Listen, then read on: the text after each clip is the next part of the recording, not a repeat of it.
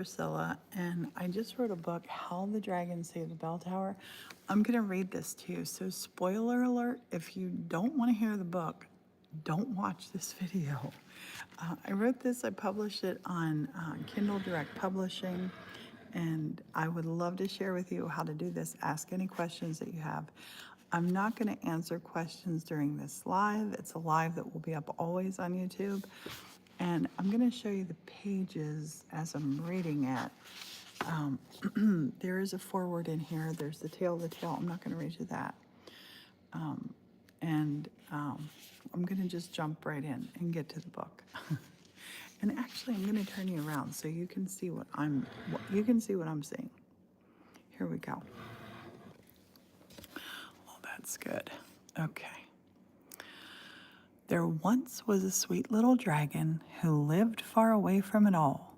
He slept in a hammock of flowers. He dreamed of growing quite tall. One spring, while out picking posies, he spotted a sight never seen. Far away through the trees and the rosies, he flew up and looked in between.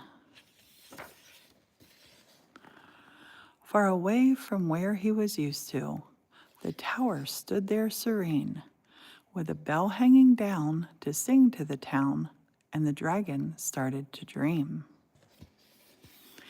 It wasn't a dream where you're sleeping. The dragon was quite wide awake.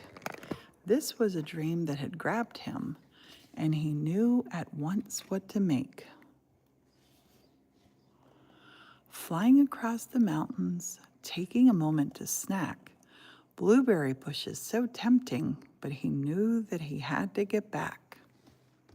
He spied a wee fairy flying. He asked her if she had a clue as to where he might find a bell tower. Any bell tower would do. The fairy invited him to a picnic with hedgehogs on top of a hill. With a bell tower off in the distance, he ate until he had his fill. Then suddenly, as if by magic, a tower appeared, though quite small. He got his tools and started to work. His dream was growing so tall. The roof of the tower was leaking. Ideas blended with dreams. An umbrella hat on top might solve the problem when the rain flowed just like a stream. His hat would float above him. Inside it was cozy, though wet. His dreams worth building, he knew it. A dream he would never forget.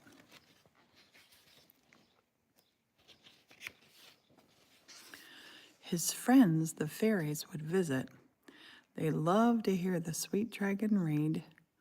Glowing candlelight, they'd read at night. His dream was well shared indeed. Outside he planted a garden. He smiled most of the day. While the veggies were all busy growing, he always took time to play. His friends would come over often.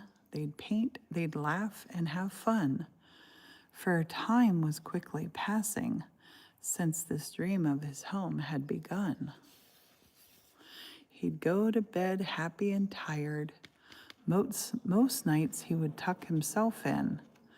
Then, closing his eyes, he'd let out a sigh. He'd smile, and his dreams would begin.